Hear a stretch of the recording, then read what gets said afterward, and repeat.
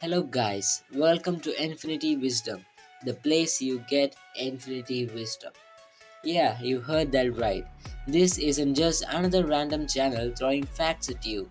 This is where curiosity meets clarity, where every scroll stopping question gets a scroll stopping answer. From mind blowing truths to the kind of wisdom that makes you go. If you're the kind of person who craves smart content that actually makes sense, you are in the right place. So go ahead, hit that subscribe button, turn on the bell, and become part of a tribe that's not just smart, we are infinity smart. Let's get wiser together.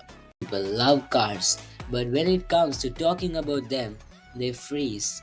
You are right, it all sounds like a foreign language, but not anymore. In this video, I'm going to teach you how to speak car language clearly, simply, and confidently. You will understand the basic terms every car enthusiast uses, and more importantly, you will actually know what they mean. No more fake nodding, no more pretending. By the end of this video, you will sound like someone who knows cars. Let's get into it. Before starting, subscribe now because watching car content without subscribing is like driving without fuel. You aren't going nowhere. Just kidding. Okay, first we need to understand about the engine. As you may know, the engine has cylinders and pistons which take in air and fuel, compresses it, ignites it with a tiny explosion, and uses that power to move the car. It does this over and over again to move the car faster. But how the engine works doesn't matter, because here what matters is we should be able to understand what kind of engine a car has.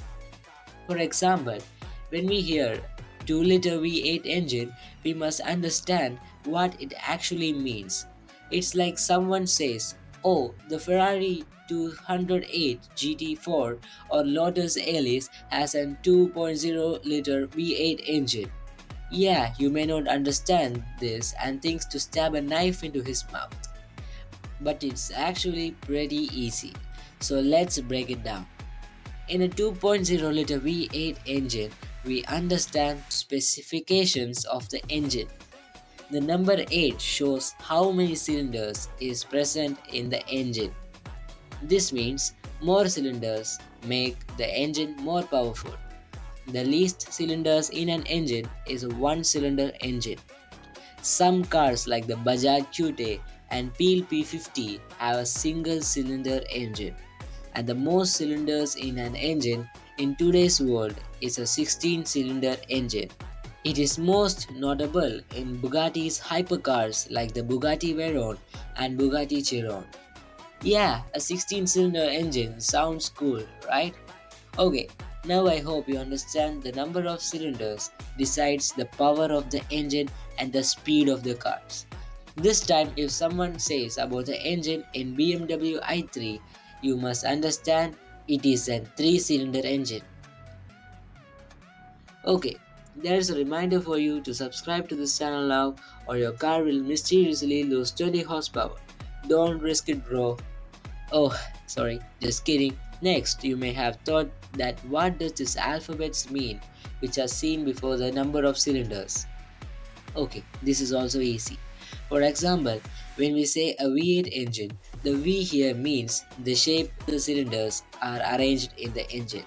It seems a bit confused, but I will clear it to you. The V here means the 8 cylinders are divided into 2 banks in a shape of V, each bank having 4 cylinders. These 2 banks are in the shape of V in a 90-degree angle, placed facing each other. You can see the image and understand that the cylinders are placed in a V shape. That's why it's called a V8 engine. Yes, the alphabet show the shape of arrangement of cylinders in an engine. There are more shapes or arrangement of the cylinders. Another common one is the I-shaped engine, which is also called the inline or straight engines, where the cylinders are placed in a straight line or in the shape of an eye. The most common one is the I4 engine, which are found in Honda City and Ford Mustang. The engine layout or shape of cylinders of cars, Subaru and Porsche are denoted by H or F. Here, two banks of cylinders sit flat opposing each other on the same plane on the shape of H. The W-shaped engines, which are used in Bentley or Bugatti, help fit a lot of cylinders in a small engine block. But it's not actually like the letter W, as you have seen in this image, but it sort of makes sense because maybe it's like having two V's within each other. And similar to the W layout, there is something called VR layout, which we find in some Volkswagens.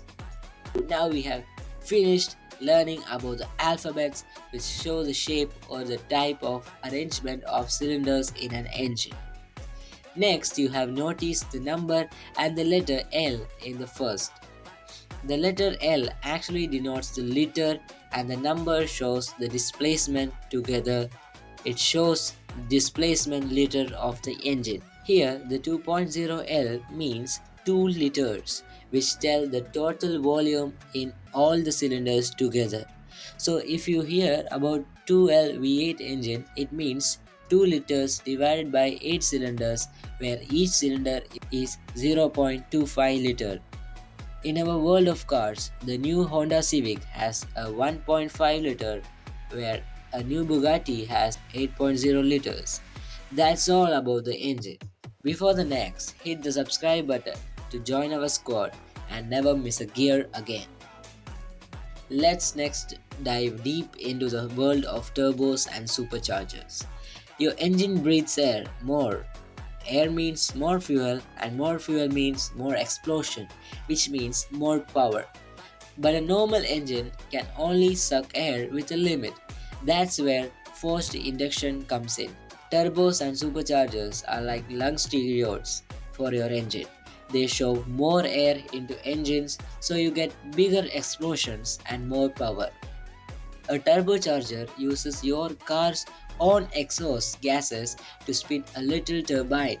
That turbine is connected to a compressor on the other side, which forces more air into your engine. It's literally recycling your car's fart power into speed. Smart, right? But turbos take a tiny moment to spool up after you hit the throttle. That delay is called turbo lag. A supercharger does the same job, forcing air into the engine, but it's powered by a belt connected directly to the engine. So as soon as your engine spins, the supercharger spins too. That means instant power, no lag, straight up punch to the face. The downside, since it's stealing energy from the engine itself to work, it's a bit less efficient than a turbo. And now, my friends, you're actually certified to talk about engines with actual car people. Now we go to transmissions. First off, your engine creates power. Cool, but how do you get that power to your wheels? That's what the transmission does. Now, there are two main types of transmission: manual transmission and automatic transmission. In manual transmission, you have to manually shift the gears using a gear stick and a clutch pedal. It's like playing an instrument but with more smoke and tire squeak. It's more fun, more involvement, and for pure car lover experience. Automatic transmissions do all the shifting for you. You just put it in drive and vibe. There's no clutch, no gear stick madness, just cruise control energy. But automatic transmissions is actually for losers without brains and emotions.